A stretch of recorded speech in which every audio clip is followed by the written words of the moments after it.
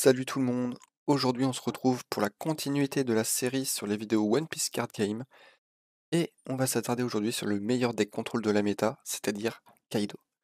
Le leader Kaido, il a un effet complètement craqué. On fait donne-moi 7 et on va trash une carte des points de vie de l'adversaire, du coup on va directement infliger un point de vie à notre adversaire sans qu'il la prenne dans la main et ça va directement dans la défausse. Alors, on va apprendre à jouer le deck. Je vais vous apprendre premièrement à aborder les différents plans de jeu que vous pouvez avoir avec le deck Kaido, ainsi que de voir quelles cartes vous devez garder en main au début de partie. Ensuite, je vais vous montrer comment appréhender les différents match-ups et quelles cartes garder en fonction des différents match-ups, que ce soit contre aggro, contre midrange ou bien contre contrôle. Et enfin, je vais vous proposer une petite decklist qui va récapituler un petit peu tout ce qu'on a vu précédemment pour pouvoir optimiser un maximum les cartes dans le deck. Le principal plan de jeu que l'on va avoir, ça va être de ramp un maximum dans la game. Ramp, c'est un adjectif en fait pour dire qu'on va aller accélérer notre gameplay. On va avoir besoin du terrain Onigashima pour pouvoir ramp, qui va nous permettre d'ajouter un don tous les tours en mode inertie, en mode rest, et qui va accélérer grandement notre jeu, qui va nous permettre justement d'aller avoir nos towers, nos différents gros caractères. Dans le deck, on va devoir optimiser énormément la gestion des ressources. On va pas avoir beaucoup de choix à faire avec ce deck. C'est un deck qui se pilote assez facilement tout seul, mais par contre, lorsqu'on va avoir des choix, ça va être des choix qui vont être cruciaux pour la game. Rien qu'un choix peut nous faire perdre la game si on choisit le mauvais.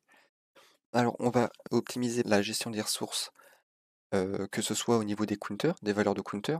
Par exemple, si le leader adverse nous attaque à 6000, ben on va préférer défausser un 2000 plutôt que 2 plus 1000. Parce que si après le leader en face nous attaque à 5000 par exemple, on n'aura plus qu'un counter de 2000 et en fait on aura perdu 1000 de counter à la fin. Du coup on va essayer de bien optimiser nos ressources, nos dons, aussi les dons, qui vont être très importants de pouvoir calculer qu'est-ce qu'on va faire après, et tout le temps être dans le proactif avec ce deck. On va avoir une strat pour pouvoir tuer l'adversaire, qui va être de baisser l'adversaire à 2 points de vie pour pouvoir l'OTK, qui veut dire One Turn Kill, où en fait on va avoir majoritairement des gros monstres sur le terrain, ou au moins un gros monstre, et on va attacher 7 dons à notre leader, qui va nous permettre d'attaquer à 12 000 le leader adverse. Bien sûr, ça fonctionne s'il n'y a pas de bloqueur en face. Du coup, on lui inflige des points de vie, puis après on va activer l'effet de notre leader, qui va être d'enlever 7 dons, les 7 dons qui sont attachés à notre leader pour pouvoir trash le dernier point de vie de l'adversaire, et puis finir en accrochant les 3 dons à notre tower ou à notre plus gros monstre pour pouvoir l'attaquer, que ce soit à 13 000 ou à 15 000 en fonction du gros monstre que l'on a sur le board. C'est la technique principale pour pouvoir tuer l'adversaire. En fonction du mulligan et de notre main de départ, ça va forcément changer en fonction du match-up que l'on a en face, mais majoritairement, lorsque l'on a Onigashima en main, on garde la main. On a juste envie d'avoir cette carte, c'est cette carte qui va nous permettre d'augmenter notre win rate de 40 à au moins 70%. Vraiment, c'est une carte qui est super forte. C'est vraiment le cœur du deck et on la veut absolument. Alors c'est pour ça que par exemple, si on n'a pas Onigashima en main en début de game, eh ben, on aime bien prendre quelques petits points de vie pour aller voir si on n'a pas un Onigashima en vie, tout en faisant attention évidemment à bien se protéger lorsque ça devient un petit peu critique. Alors maintenant qu'on a vu le plan de jeu général et le mulligan, on va aller voir quelle carte on va l'utiliser et comment on va jouer contre un match-up aggro. Alors premièrement, ce qui sera vraiment le plus important contre les match-up aggro, c'est évidemment Onigashima, mais ça sera valable dans tous les match-ups, mais surtout les board removals. Ça va nous permettre de contrôler un maximum le board adverse. Je pense par exemple au King A7, qui va aller KO un level 2 et un level 3 sur le board adverse. Je pense aussi au King A6, qui va permettre de contrôler des personnages de 4 ou moins, ou même, par exemple, Wuzwu, qui est un 3 qui va KO un 3 ou moins, qui peut être une tech card justement au niveau de la méta. On a aussi le Kaido à 9, mais contre les decks aggro, c'est un petit peu plus difficile de pouvoir l'invoquer du fait de l'agressivité du deck en face. On va aussi avoir besoin d'events, majoritairement Blast Bref parce que c'est le meilleur event violet, mais on peut aussi utiliser Thunder Bagua qui est pas mal pour pouvoir ramp. Et se défendre, bon, c'est juste qu'il coûte un don de plus que Blast Bref. On va vouloir les events parce que les decks aggro qui va être majoritairement la couleur rouge, composé de la couleur rouge, va avoir des cartes qui vont permettre de passer les bloqueurs et du coup on va devoir avoir des grosses valeurs de counter pour éviter de prendre des points de vie. C'est pour ça qu'on va utiliser des events. Ensuite, les cartes que l'on va utiliser contre aggro, ça va être les bloqueurs. On va utiliser 8 bloqueurs qui coûtent 2, du coup le Kurozumi Higurashi x4 et la Black Maria x4. Et on va aussi utiliser Queen x4 qui est une des meilleures cartes du deck. Du coup on va avoir un total de 12 bloqueurs dans le deck. Et aussi, on va devoir utiliser des counters plus 2000. La couleur violette est vraiment bien fournie en counter plus 2000. On a 4 cartes différentes du coup et qui nous permettent d'avoir cette valeur de counter. Il y a Sasaki OP01, il y a X-Drake OP01, il y a Ulti Starter Deck et il y a Orochi aussi, celle qui coûte 1 en OP01. Et en fait, les counters plus 2000, ça va nous permettre à la fois de ne pas prendre trop de points de vie, mais aussi de pouvoir protéger nos différents gros monstres sur le terrain, ou de pouvoir bloquer avec un bloqueur, par exemple avec Queen, et de pouvoir mettre une seule carte en counter si par exemple le mec en face tape à 7000. Du coup, on a vraiment 4 cartes, enfin 4 types de cartes qui vont être principalement utilisées contre les match-up aggro. Ensuite, au niveau du plan de jeu, on va essayer un maximum d'éviter de prendre des points de vie et de gérer un maximum les ressources qu'il utilise. En fait, contre aggro, ça va être juste un duel de ressources.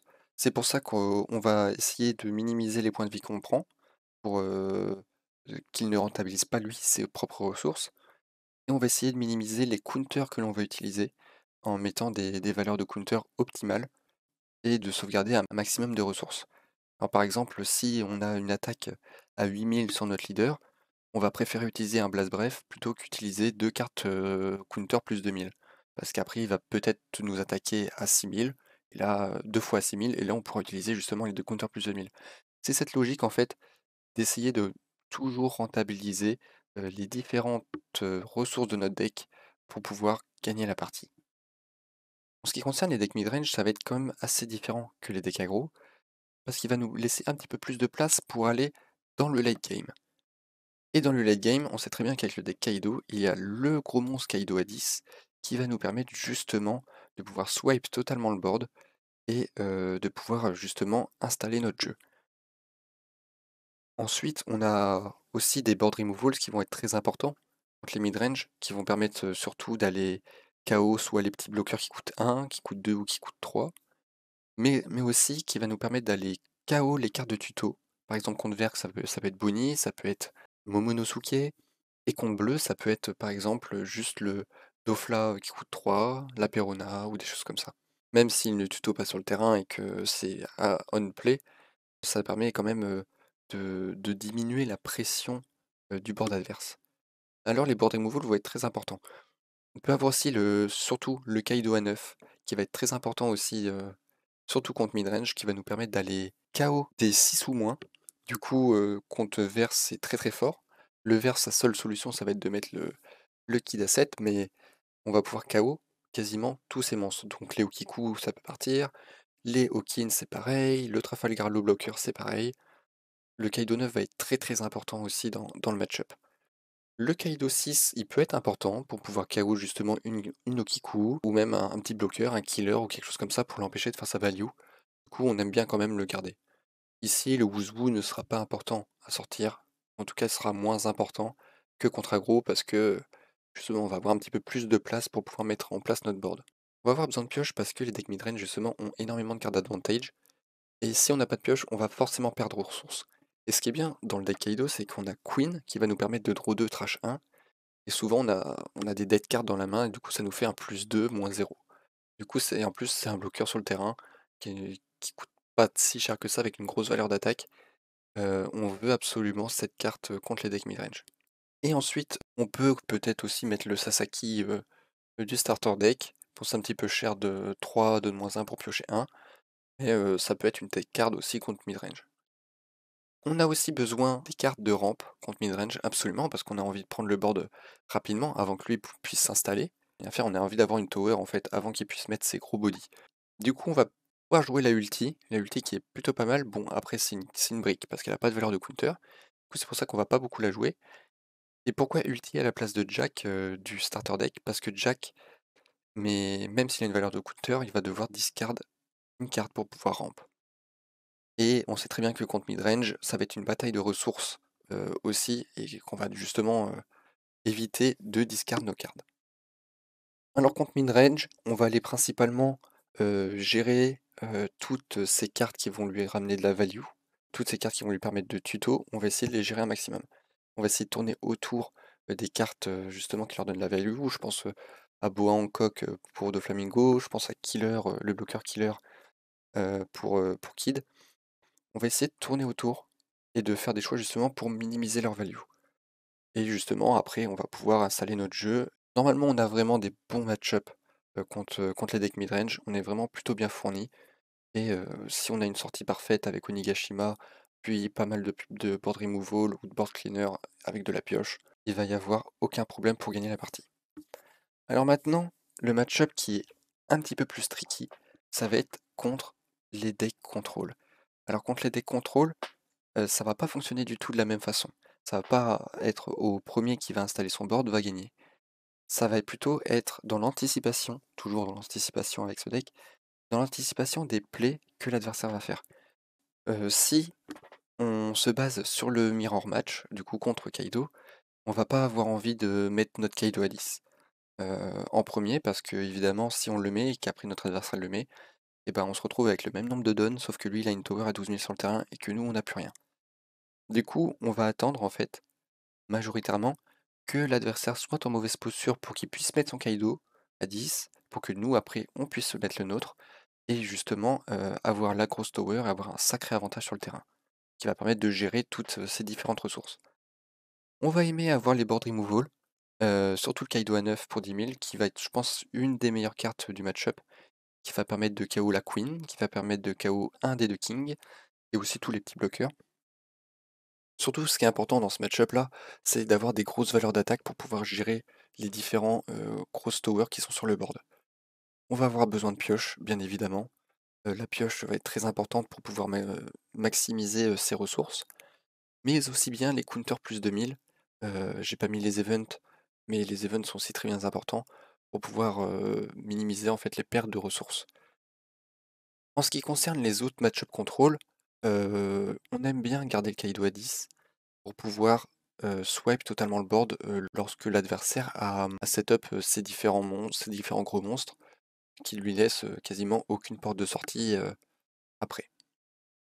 Et bien sûr, j'ai oublié de préciser, mais on a envie d'avoir Onigashima dans le deck Kaido.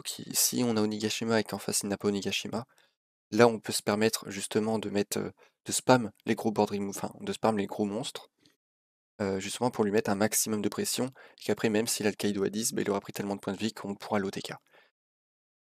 Alors maintenant, on va passer à la decklist. Je vais vous expliquer un petit peu mes différents choix concernant la decklist. Alors, je vais jouer premièrement 14 counter plus 2000. Donc 2 Orochi, 4 Sasaki, 4 Ulti, 4 X-Drake. Parce que les counters plus 2000, c'est vraiment super fort dans le jeu. Il n'y en a pas beaucoup et du coup, autant essayer de maximiser les nôtres. Ensuite, je vais jouer du coup 8 bloqueurs à 2, de 4 Black Maria, 4 Kurozumi Igarashi. Parce que c'est toujours bien de pouvoir tanker les attaques des grosses towers. J'ai mis 2 ulti parce que uniquement 2. Il y en a qui la jouent pas. Moi j'aime bien la jouer parce que quand on n'a pas Onigashima, au moins ça nous permet de pouvoir, si jamais on a King en main, le King Assist, de pouvoir faire une loop ulti plus King Assist. Au moins pour le T2, pour le T2 et le T3. Après je la joue pas en plus parce que c'est une dead card en main, elle a pas de valeur de counter. Du coup, si on ne l'utilise pas, on aime bien la virer avec Queen. Ensuite, je joue 2 Wuzu, justement pour les decks aggro.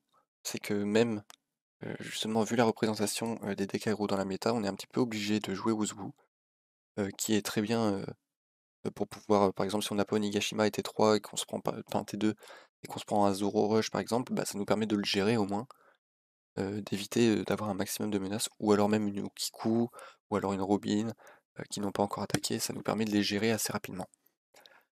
Ensuite, 4 Queen, parce que Queen c'est une des enfin c'est la carte qui va donner le meilleur card advantage dans le deck.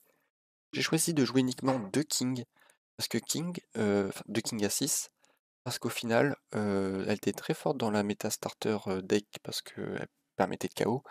Et maintenant qu'on a le king à 7 qui va permettre de gérer énormément les decks aggro, on n'a pas forcément de cartes qui coûtent 4 au niveau des adversaires qui sont réellement impactantes. Du coup, on le joue en 2 fois, si jamais on peut KO un 3 ou quelque chose comme ça. Le king à 7, on le joue en x3, on le veut absolument lorsqu'on joue contre des decks aggro.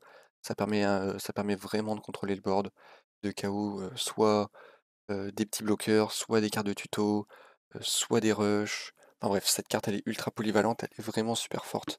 Il faut au moins la jouer x3 pour moi.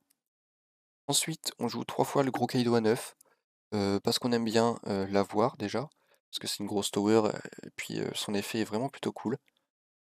Après, c'est une deck card en main contre les decks aggro, ou alors si on arrive avec Onigashima, etc., ça peut nous permettre de justement de gérer le Luffy à 5, et après de pouvoir gérer un autre body avec sa capacité rush.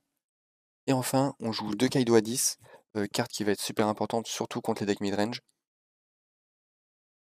Voilà, pas grand chose à dire, ça permet de swipe le board et de pouvoir se protéger un petit peu, d'éviter de prendre trop de points de vie au tour suivant. Je joue 6 events, 4 Blast Breath, 2 Thunder Bagua. Blast Breath c'est la meilleure carte, le meilleur event. Pas grand chose à dire dessus, c'est une valeur de 4000, après faut juste bien gérer les dons. Et 2 Thunder Bagua parce qu'il y a un trigger dessus qui nous permet de ramp. Et puis que du coup si jamais on a fait notre tour et qu'il nous reste 2 dons, bah au moins on peut se protéger face à une attaque. Et évidemment 4 Onigashima pour terminer la decklist, carte principale du deck qui va nous permettre de ramp un maximum. Alors voilà, n'hésitez pas à me dire en commentaire qu'est-ce que vous pensez de la vidéo. Dans tous les cas, je vous souhaite de vous porter bien, et on se retrouve plus tard pour une nouvelle vidéo. Ciao ciao.